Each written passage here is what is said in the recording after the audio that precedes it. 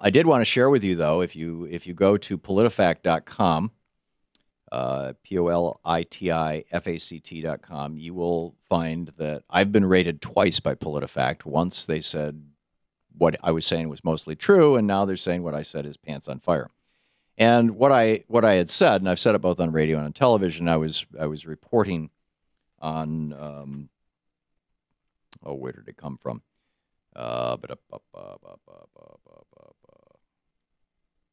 Anyway, I was reporting on there were several reports. One of them first appeared in the Washington Post, in fact, that the Koch brothers could make $100 billion from the tar sands that they own in Canada, and if they can get that stuff down to their refineries in the Gulf. My point was not, oh my God, $100 billion. Although that's, as Katie Sanders correctly points out in PolitiFact's takedown of my comments, that number is questionable. There's a lot of people challenging that number, and Katie actually contacted the Koch brothers and asked them, she talked with Rob Tappan at Koch Industries, a spokesman for Koch Industries, and Peter Murchland from Alberta Energy, and Koch Facts. This is a pro-Koch site in a letter that they wrote to Henry Waxman. She also quoted the Reuters and the Washington Post and some other people. But the point that I was making, and I think this point, and okay, I'll cop to it. My pants are on fire on the $100 billion. The Koch brothers may or may not make $100 billion, and probably won't make $100 billion. The price of oil is down. They have to pay taxes on that income, as Katie points out in the piece. Maybe they'll only make $70 billion. Maybe they'll only make $30 billion. Maybe they'll only make $1 billion.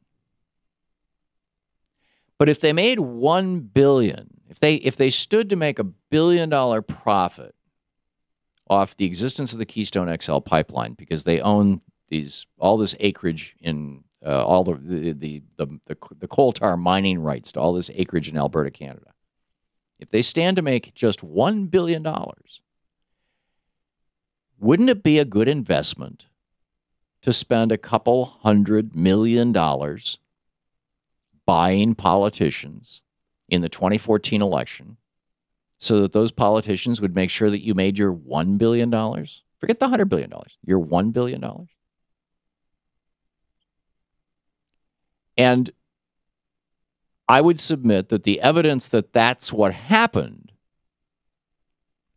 was that essentially the first thing that John Boehner and the first thing that Mitch McConnell said after the results were in of the elections, that all these Republicans got elected, Democrats were defeated, Democrats who were opposed to the Keystone got defeated, whatever, all this stuff. The first thing that they said was, our first order of business is going to be Keystone XL. And in fact, it was. The Senate just voted on it. Hey, tell Danielle I just got a Neo Screener error. I'm rebooting the Neo Screener on my end. I think it was probably, a problem on my computer. But in any case, my point is that this is a business deal. And we should not, in the United States, it's not a healthy thing for our democracy that a couple of billionaire business people can say, we can make some money on this. It might not be $100 billion. It might be half that. It might be a quarter of that. It might be a tenth of that. It might be 1% of that. But we can make some money if we get politicians on board. Let's invest in politicians. I was in a taxi last night, and the cab driver said, made the comment, because where we live, they're ripping up the waterfront, and it's an enormous amount of construction. It's a $2 billion construction project. And he was like, there's construction going on all over this town. He said, I've lived here 20, 30 years. I forget how long he said. And he said, it used to be kind of a sleepy little town, and now this is a boom town.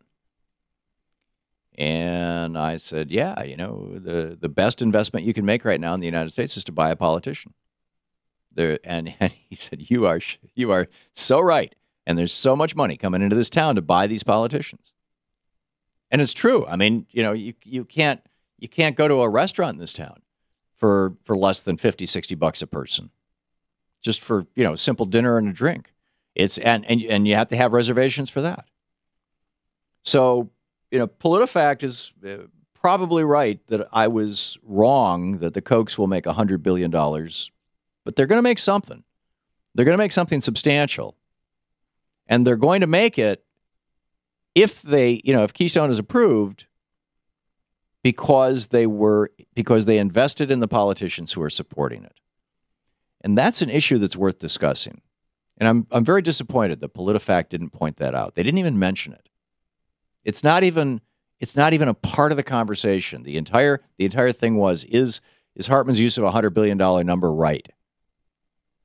And I get that they're dealing with bumper stickers and things like that. And I was glad to see the topic up, and I'm glad that they took me seriously enough to fact check me.